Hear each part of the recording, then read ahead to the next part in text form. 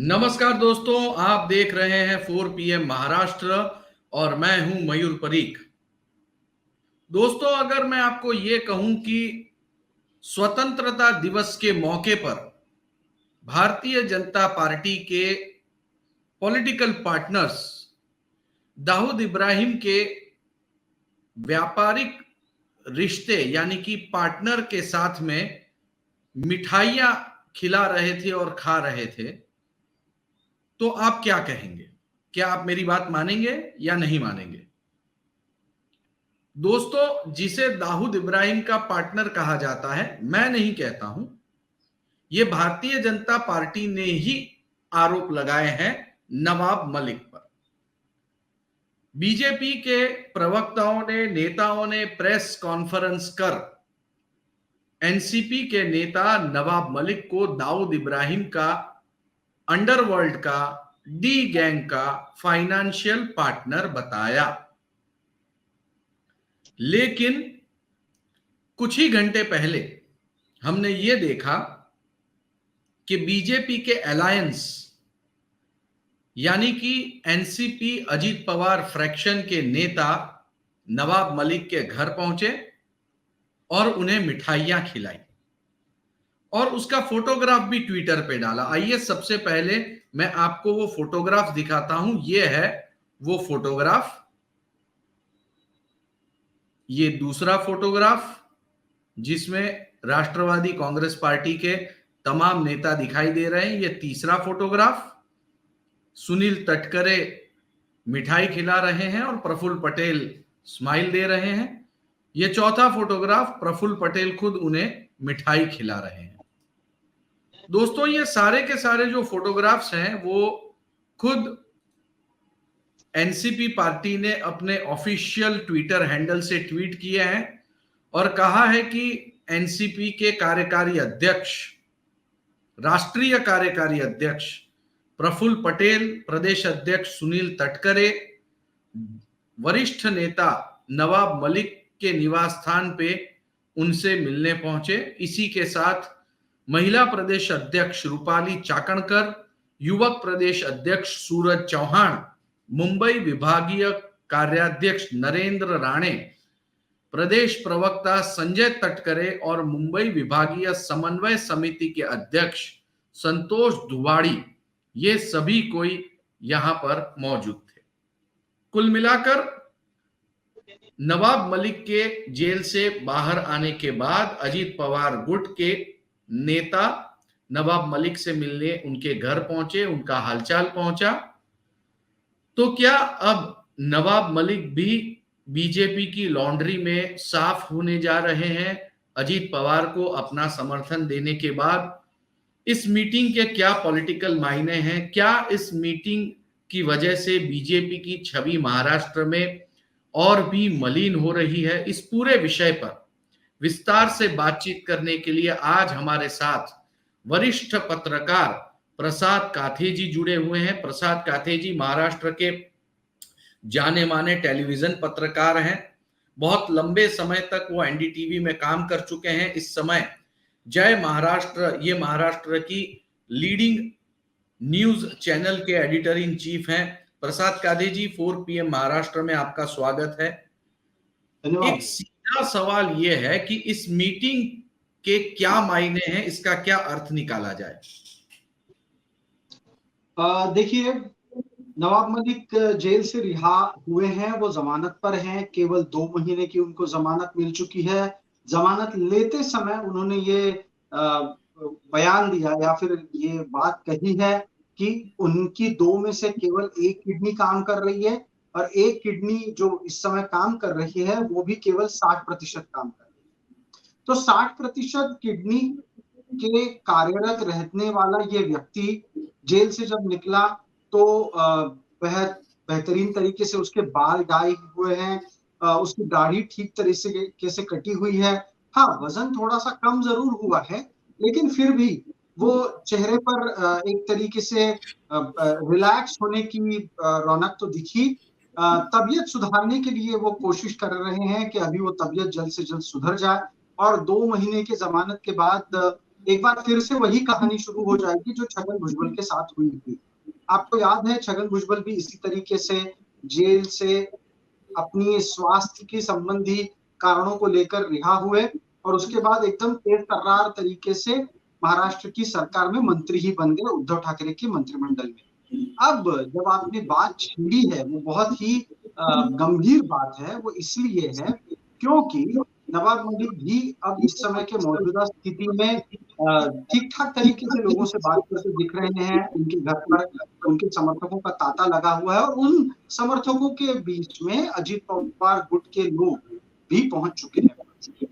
ये अजित पवार गुट के वही लोग हैं जो इस समय बीजेपी के साथ सत्ता में शरीक हो चुके हैं। चुनौती अब सबसे बड़ी यही है, बीजेपी इसे किस तरीके से लेगी? देखिए, अब जब नवाब मलिक बाहर आने के बाद उन्हें जयंत पाटिल मिलने नहीं गए, सुप्रिया सुले उन्हें मिलने नहीं गई, लेकिन अजित पवार गुट के तमाम नेता एक साथ पहुंचे। क्या इसका अर्थ ये निकाला जाए कि नवाब मलिक अब बीजेपी, एकनाथ शिंदे शिवसेना ग्रुप और अजित पवार एनसीपी ग्रुप के साथ हैं? इसका अर्थ क्या निकाला जाए? देखिए थोड़ी-सी सूचना में मैं एक सुधार करना चाहूँगा। कल जब Nawab Malik critical care hospital से निकले तो वहाँ कुछ लोग थोड़ी मौजूद थी। हाँ, एक बात ज़रूर ठीक है, जयंत पाटिल वहाँ नहीं थे। दूसरी बात आज जब प्रफुल्ल पटेल पहुँचे हैं नवाब मलिक से मिलने, तो अभी तक अजीत पवार ने बहुत स्पष्ट कर दिया है कि उनकी और नवाब मलिक की कोई बात नहीं हुई है। इस सब के बीच दोनों गुटों की बहुत जोरदार कवायद ये चल रही है कि नवाब मलिक उनके पाले में आ जाए, उनके खेमे में आ जाए। लेकिन जहाँ तक कि मेरी सूचना है, मौजूदा स्थिति में नवाब मलिक शरद पवार के साथ ही बने रहेंगे। दूसरा इसका एक ये भी कारण है कि नवाब मलिक को मंत्रिमंडल में एंट्री नहीं है। बहुत स्पष्ट रूप से ये बीजेपी की तरफ से कहा गया है कि नवाब मलिक मंत्रिमंडल में शामिल नहीं होंगे और हो सके उतना अजित पवार का कैंप उन्हें अपने से दूर रखे। हाँ, लेकिन इसके बावजूद पुराने संबंधों के चलते प्रफुल्ल पटेल और तमाम बाकी के नेता जो इसमें अजित पवार के कैंप में जुड़े हैं, वो एक कर्टसी विजिट दिखाने के लिए वहां जरूर गए थे। क्या आपको ऐसा नहीं लगता कि नवाब मलिक के साथ में प्रफुल्ल पटेल, सुनील तटकरे, ये तमाम जो बीजेपी को समर्थन दे रहे हैं, ये उनको मिठाई खिलाए तो क्या बीजेपी पर उसके छींट नहीं उड़ेंगे? बिल्कुल, बिल्कुल। ये बहुत ज़्यादा एक तरीके से हलचल पैदा करने वाली ट्वीट थी। इस ट्वीट से बिल्कुल ही इस बात को लेकर चिंता बनी है कि क्या कहीं नवाब मलिक कल उठकर बीजेपी के मंत्रिमंडल में तो नहीं दिखेंगे, जो मंत्रिमंडल इस समय बीजेपी के वजह से और बीजेपी के कारण ही बना हुआ है। और ये सारी की सारी चिंताएँ बीजेपी के कार्यकर्ताओं में इस समय बनी हुई है। कोई फेस सेविंग नहीं बचा है उनके लिए जब अजीत पवार के साथ सत्ता में बीजेपी दिख रही है और अब तो चिंता का मुद्दा यही है कि कल परसों तक जिस नवाब मलिक नामक व्यक्ति को उन्होंने दाऊद का आर्थिक रिश्तेदार बनाया था, बताया था, जो नवाब मलिक मुंबई में लैंड माफिया के रूप में उन्होंने प्रोजेक्ट किया था, जो नवाब मलिक और भी कई सारे जघन्य अपराधों के लिए नामजद किए गए थे बीजेपी की तरफ से। अब कहीं वो नवाब मलिक को लेकर अजीत पवार अगर मंत्रिमंडल में लाने की जिद पर बैठ जाते हैं, अड़ जाते हैं, तो बीजेपी क्या करेगी? ये सवाल बिल्कुल कार्यकर्ताओं को है।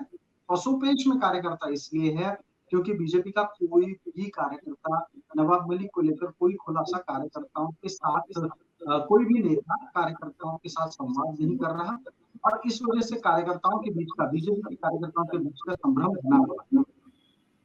प्रसाद जी, हम ये जानना चाहते हैं कि बीजेपी के लिए इन सारे घटनाक्रमों की वजह से जनता की नजरों में कितनी बुरी पोजीशन बन रही है? मतलब कि पहले अजीत पवार, सुनील तटकरे, हसन मुशरिफ, इन सबको एक आरोपी बताना, नवाब मलिक इनको दाऊद का पार्टनर बनाना, उसके बाद में उन्हीं के साथ में जो है वो सत्ता बनाना, अब इस तरह के फोटोग्राफ बाहर आना, इसी के साथ बीजेपी की वॉशिंग मशीन, ये जुमला जो है वो लोगों के बीच में फेमस होना, आपको ऐसा नहीं लगता कि बीजेपी की वोट बैंक को, उनकी छवि को बहुत बड़ी ठेस पहुंच रही है?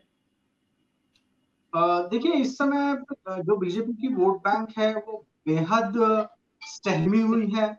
वो वोट बैंक सहमी हुई इसलिए है क्योंकि वो इस बात को लेकर कोई अभी तक भावनाओं को समझ नहीं पाई कि अजीत पवार गुट को सत्ता में क्यों लिया गया। दूसरी तरफ बीजेपी की वोट बैंक को कोई संवाद भी नहीं हो रहा है कि ये सब क्यों हो रहा है, और अगर हो रहा है तो उसका एक मूल उद्देश्य क्या है। हालांकि आपको भी पता है मयूर, ये सारी चीजें वो इसीलिए रही है क्योंकि बीजेपी आने वाले लोकसभा के चुनाव में महाराष्ट्र में कोई भी हानि नुकसान उठाना नहीं चाहती।